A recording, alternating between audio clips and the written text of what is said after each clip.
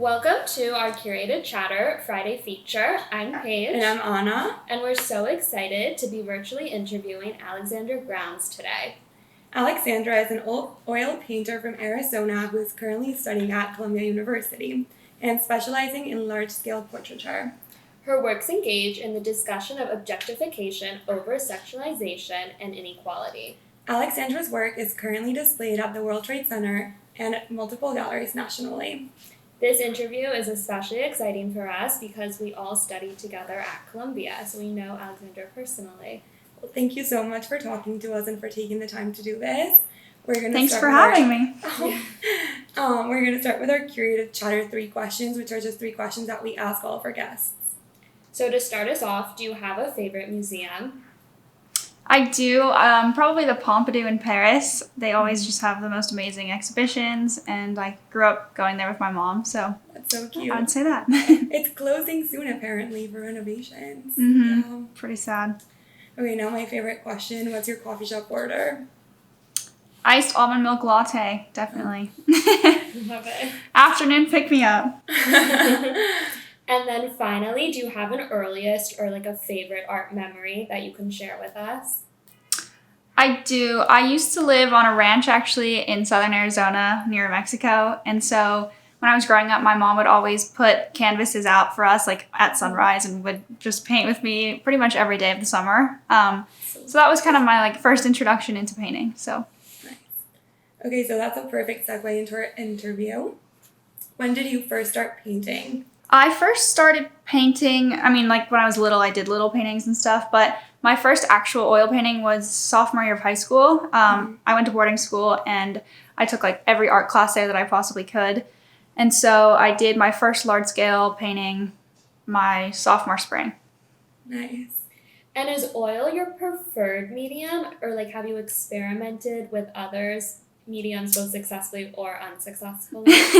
Pretty unsuccessfully. I only paint with oil paint, at least now, but I've tried watercolor, I've tried acrylic, and none of them really do it for me, so it doesn't turn out as well. Interesting.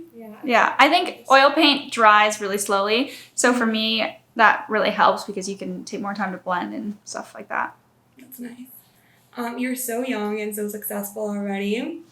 What are your long-term goals? Do you have any long-term plans? Where do you see your career going? Or are you more of a go-with-the-flow person? Definitely long-term plans are to have as many shows worldwide as possible. I really just love that about the art world. You can meet so many people from so many places, and so many different people appreciating your work is kind of why I do it. So being in galleries worldwide is definitely a big goal, and becoming a household name is also a goal. So we'll see. But I kind of just take it as it comes. It's hard to plan out anything in the art world. So yeah, especially a little bit of both. Yeah, especially now. I was supposed to have a show in Paris this last June, and it was canceled. And I have no idea when to even try to reschedule that. So. Oh no, I'm sure it'll happen soon. Don't worry. Hopefully. And then we're curious to know who some of your biggest sources or what of inspiration are. So people are definitely my biggest inspiration. I love portraits and anything about intimate connections with people. It's kind of what I try and highlight. But originally, the person who kind of got me started painting and my biggest inspiration is Richard Phillips. His paintings are all over the TV show Gossip Girl. And so that's kind of how that's when I discovered large-scale oil paintings. And so I actually painted my first one based off his work, sent it to him, didn't expect a response, and then he actually came to my high school and met me, saw my work, and helped teach some classes there, which was so cool. And then I worked for him for a summer. That is really cool. Yeah, even today we talk and I send him my work. So he definitely, I would say, is the biggest. Okay, so it's safe to say he's your favorite artist. He is my favorite artist, yeah. Okay, and do you have a least favorite one? Not really. I don't want to throw anyone under the bus. It's a hard question. It is a hard question. Yeah, I think it's so subjective that, everyone can see something differently. Yeah. No, definitely. Not the biggest abstract fan, I would say. So. Okay. And then we know you do a lot of self-portraits. Do you ever hesitate putting your own face and body in your work of art, or is that something that just comes easily for you? So I actually I've only done one self-portrait. Wow. Yeah, most of my paintings are of friends, and a lot of people think they look like me, but it's like the same girl a few times, so it's not me. Doing the one self-portrait I felt super vulnerable and kind of strange about it, because you want to make sure you look good. It's just a weird process. Yeah. But yeah, that's why I like representing other people more and kind of pouring myself into that, I would say. That's fair. Do your friends ask to be painted by you a lot? They do. I usually turn it down, but it depends. That's funny. Sure. Yeah. And you mentioned before that you went to boarding school. I did too. And it was so hard, and the workload there is insane. So I'm just wondering how you balanced like your creative like process and being at boarding school. I honestly cannot imagine doing that. Yeah, it was tough because especially like at Exeter, it was so academically rigorous and really focused on math and science. So arts weren't taken as seriously. But once I met Richard and I started painting large scale, I knew that was something I just had to do. So I literally dropped math and science. I dropped everything that I could possibly drop just to take as many independent art classes as possible. And my art teacher there was amazing. She gave me like a huge studio space and just kept encouraging me to keep going with it. But I almost left Exeter because I was like, I can't balance it all. So it was really, really tough, like you said. But I just spent like summers painting and I did as much as I could. Going off of that, like Columbia is equally as rigorous of a school. How did you balance like being in college and the social scene, and like do you have any advice to other young artists? So I didn't balance it very well. I got there and I actually took only 3 classes, I think, my first semester because I wanted to see how it would go, and it was really hard to do both. So I ended up actually switching into general studies, which was a big decision, but I just needed to have more time to paint and then also do classes. So I think I think it's really hard to be like half-assing both things. I think for me, it's like I need to dedicate myself to art fully if I'm going to do it, which I know is not very good advice because it's like a hard decision to make. No, but I think it is. And the art classes at Columbia, I know because I only took one, like in addition to my art history classes, they're all-day classes. So you leaves very little time for anything else. Yeah. Like right now I'm actually taking 2 6-hour studio courses online. And it's nice because of the time change, so I get it done by like 1 and then I spend the rest of the day painting, but it's a lot. Trying to balance it. Online classes? They're it's really, I don't like it very much because with art, the best part is meeting other artists, meeting the classmates, and getting that like personal connection with your teacher so they can actually critique you. But showing a painting like in your camera, it's just not the same. Yeah, no, it must be very strange. It's very strange, but it is what it is. So kind of trying to make it work. So socially, it was always pretty tough because all my friends would try to go out every night of the weekend, and it was pretty hard to then get work done, like on Sundays, trying to paint and keep my career going while also being hungover.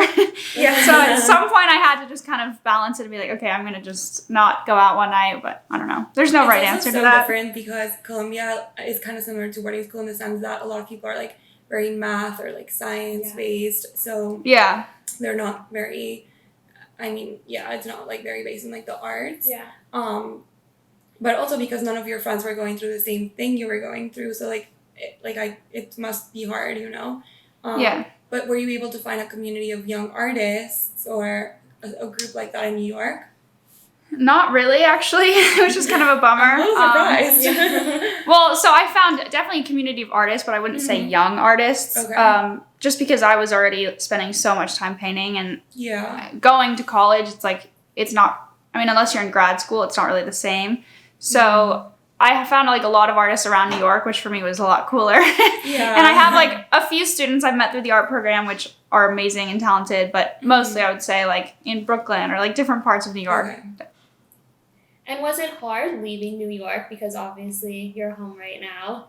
So hard. I love New York so much, and that's a huge part of what I get my inspiration from is just, you know, you meet people literally all the time, subway, just walking around. I'm in Arizona now, so it's not quite the same experience. But I think just for right now, it wasn't really worth me staying there. And I was living in West Village and had a studio in Brooklyn, and like the time it took me to get from there to Columbia, and it was just crazy. So I'm trying to just embrace the time and space that I have right now to get work done. Especially the space. Yeah. Enjoy it. Yeah. So going off of that a little, how did COVID-19 affect your creative process? So actually, I thought it would be like the best time just to crank out work. And I made these 2 quarantine paintings, and that series was supposed to be a lot bigger than 2. But my lack of social interaction really just took any sort of creativity at all out of me. So I spent like 3 months not doing any sort of artwork at all. And I instead like am starting this separate wine business that connects with my art, but I just like couldn't get myself to paint. But it gave me a lot of time to reflect on like what I do and my messages and stuff. And I think I've matured a lot, especially like not being in New York where I'm always going out and doing crazy things. Yeah. So that's definitely changed now what I'm working on. But it was kind of a surprise to me. Like it was the opposite of what I expected. Yeah, but sometimes the best things happen when you take a step back. Like we never would have started Curated Chatter had it not been for the quarantine time at home. Yeah. Silver linings. Yes. And then a lot of your work focuses on this idea of female empowerment. Like besides the obvious reasons of why it's important, like why do you think you narrowed in on that in your work? I think it stemmed from going to boarding school, and a school that was, like I said, so academically focused. You have such pressures to be like so intellectually focused and good at these certain things, but then you also have these pressures to be like sexy and fit this female role. So a lot of my work started from that. It was just like trying to balance the two and grasp with like they kind of contradict each other. So and then just like the experiences that my friends had, I think it was hard being away from home at such a young age, but it's almost maybe more heightened. You just see everything on such an intense scale there. Yeah. So just like the people I care about, what they've dealt with, and trying to forge my own path as like a young female artist in a very male-centric like art world and everything. So it's just very personal to me. So interesting. Yeah. And we know you've participated in multiple gallery shows. Do you have a favorite?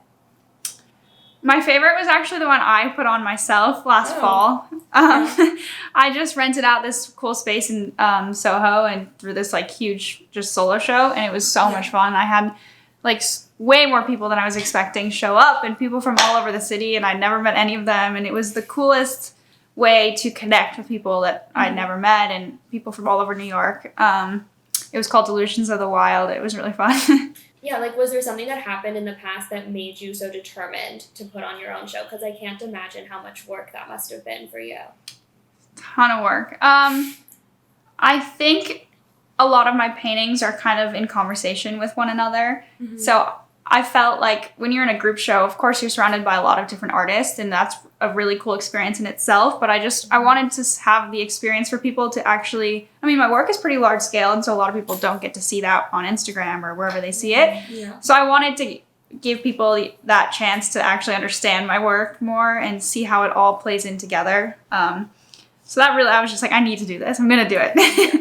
Good for it's you. so rewarding when you do things yourself. So congratulations. Yeah. It was really figuring out all the little details. I was like, this is why people use galleries. Yeah, no, it makes sense why it's your favorite.